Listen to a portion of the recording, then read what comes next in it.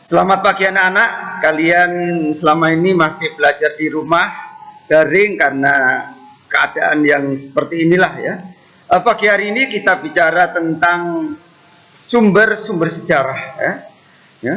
Ini merupakan sesi keempat dari bab 2 ya. Kita sudah bicara tentang sumber sejarah yang pertama yaitu sejarah tertulis, yang kedua sumber sejarah tidak tertulis, dan yang ketiga yang mau kita jelaskan ini adalah sumber sejarah lisan. Ya. Nah, sumber sejarah lisan ini adalah keterangan-keterangan yang diperoleh dari pelaku atau saksi sejarah. Di lisan ini, ya, kita memberikan wawancara terhadap orang-orang pelaku sejarah yang masih hidup sampai saat itu. Itu sumber lisan. Ya. Contohnya wawancara ya dengan pelaku sejarah ya yang masih hidup ya. Yang kedua tradisi lisan. Nah, tradisi lisan ini terkenal dengan sebagai bagian dari folklore. Folklore ini bisa budaya, bisa adat ya.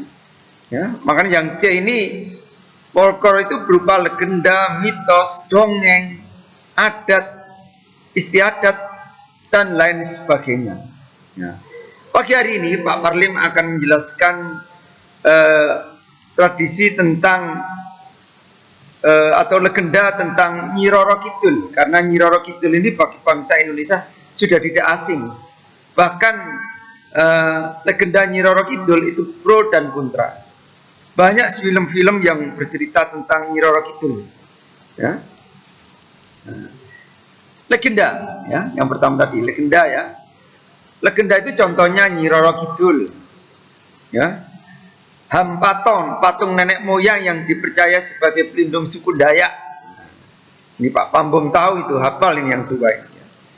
Kemudian asal usul kota Surabaya, Suro dan Baya, cari sendiri ya. Kemudian asal usul kota Banyuwangi, lihat di internet. Mengapa dikatakan Banyuwangi? Ya, karena banyunya wangi atau banyunya tidak enak baunya, tolong dicari semua asal usul kota ini ya. Ya. Ini juga sudah bisa kamu lihat patung-patungnya ya.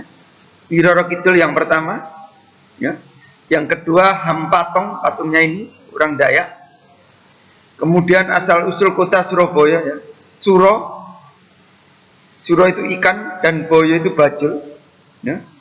Kemudian asal usul kota Banyuwangi. Nah, ini kamu lihat di internet.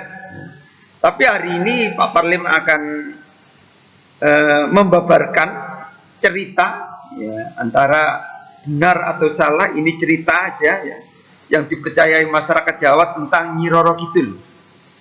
Bagaimana cerita kepercayaan orang Jawa tentang Nyi Roro Kidul? Ini ada beberapa kelompok orang yang telah menyelidiki, ingin tahu bagaimana sejatinya Nyi Roro Kidul. Kita lihat cuplikan ya, orang-orang yang ingin mencari jati diri dari Nyi Roro Kidul. Kita saksikan.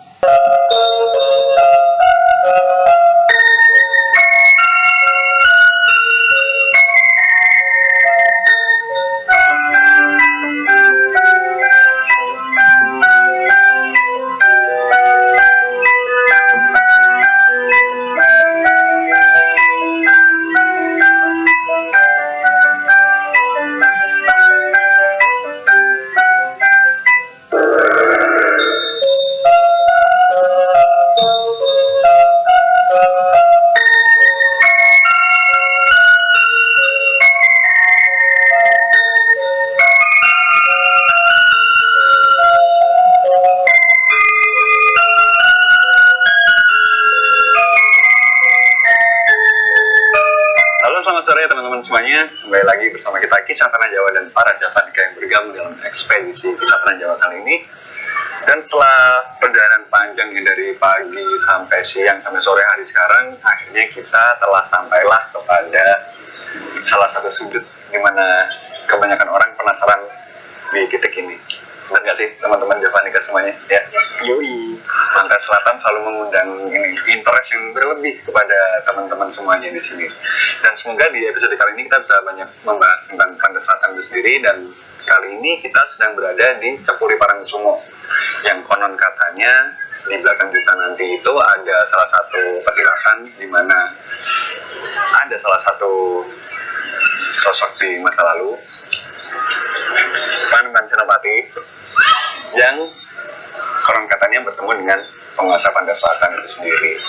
Di tempat ini nanti kalian akan lihat semuanya bagaimana sih tempat pertemuan ke dua orang ini itu seperti apa, kayak gitu.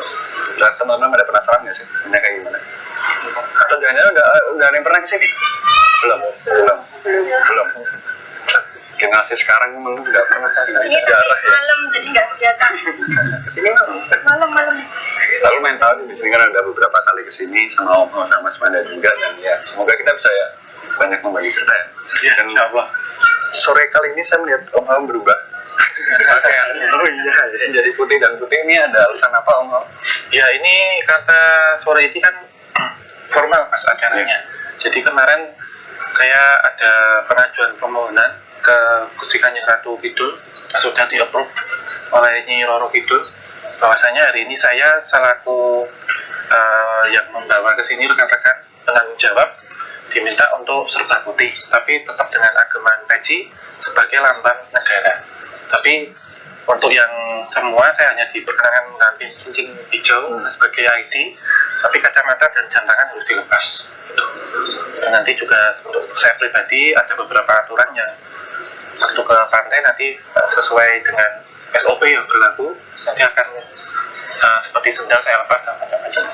Mumpung nanti ini kita sedang ada di Pantai Selatan nggak mau ya, jadi kita juga jalan-jalan di sana boleh lah ya. Pasti jelasin sedikit-sedikit tentang ya konon katanya yang dari Pantai Selatan itu sendiri.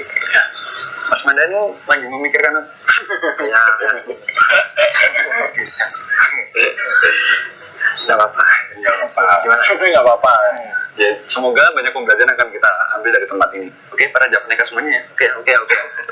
Oke ya, sekarang kita jalan aja ke belakang dan kita saksikan sendiri bagaimanakah tempat yang isunya menjadi tempat pertemuan Panembahan Senopati dan penguasa Pantai Selatan. Seperti apa, kita simak perjalanannya ke belakang. Oke, yuk teman-teman semuanya, kita balik kanan dan bergerak. Balik kanan.